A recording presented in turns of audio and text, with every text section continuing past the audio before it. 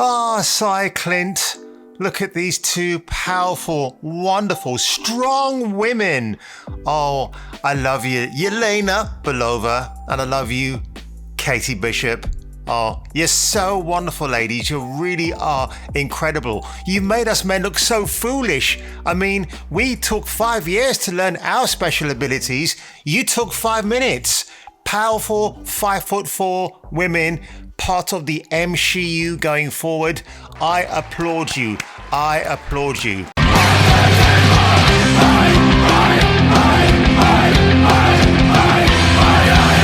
What can I say, people? The desecration of our favorite superhero, Clint Barton, aka Hawkeye, continues with episode 4 of that TV series nobody wanted.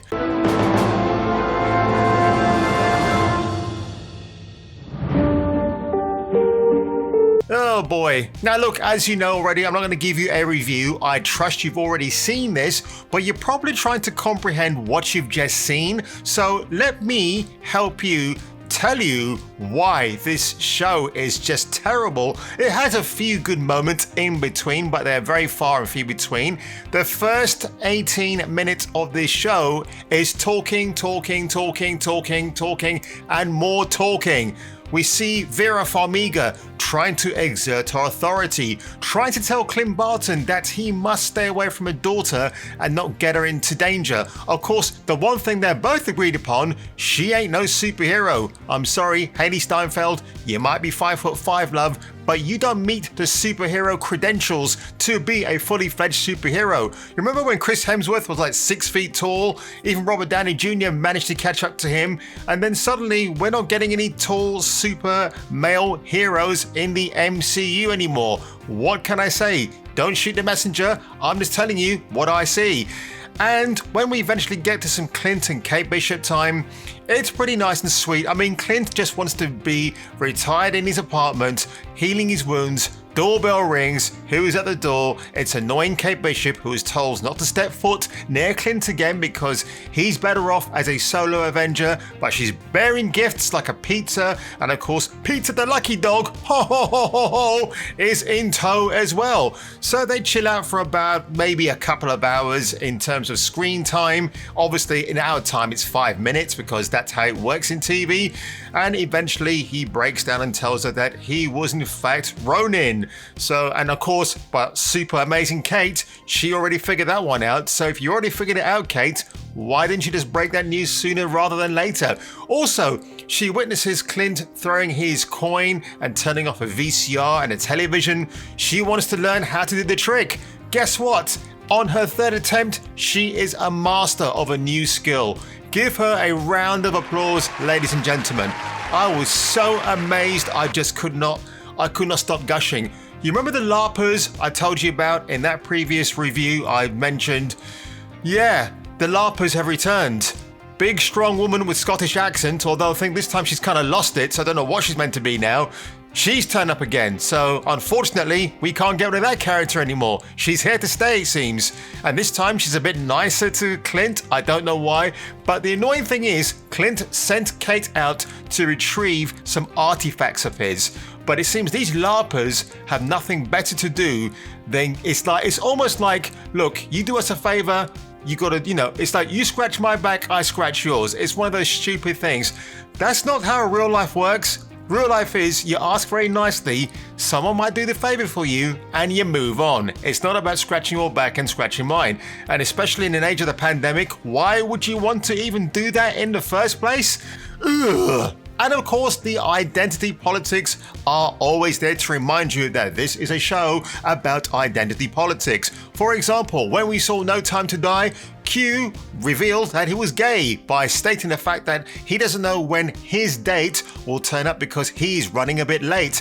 Here we see a LARPer female who is reluctant to actually hand over her precious new handbag that was given to her by her wife. Why don't you just have characters who are there for the sake of being there and may serve some purpose rather than giving expositional dialogue about their love life.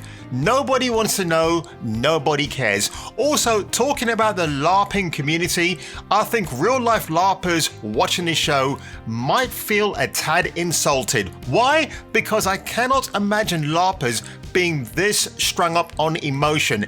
It is really, really weird. It's like they're the TikTok crowd who have run out of activities to do for their next TikTok video. It is just, I don't understand it anymore. It's absolutely bizarre. And of course, we come to the actual fight of the bitches.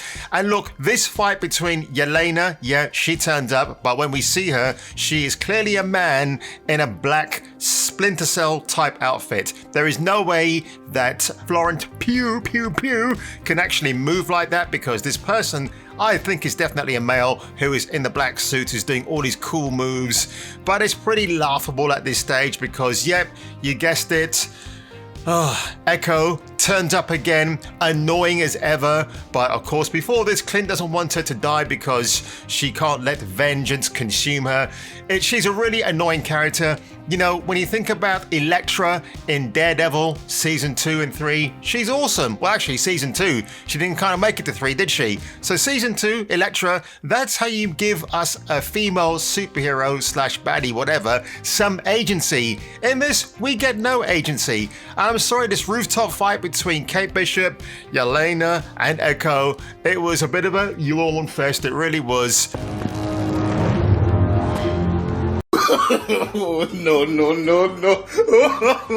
And poor Clint, he wasn't doing much to get himself out of the situation because he's still nursing his wounds. And honestly, if you want to see a big bitch bust up, watch the end of season 2 of The Boys on Amazon. That's how you do it. So folks, that has been a quick overview, and I had to be really quick because I want to go and watch my Doctor Who episodes now for Hawkeye episode 4, but I still want to see a scene where Vincent D'Onofrio is just strolling down the street and then he gets pushed out of the way by Leslie Jones, who then assumes her authority as the Queen Pin. So if that happens, I will be jumping from the rooftops with joy. So folks, if you enjoyed this quick breakdown today of my groany afterthoughts for Hawkeye episode 4 on Disney Plus, please leave a like below, smash that subscribe button, maybe even comment if you want to, and I'll see you on the next video. These super heroines, these super fine ladies,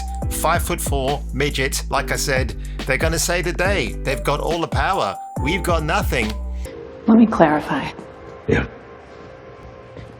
She is not a superhero. Oh yeah, come on, I know that.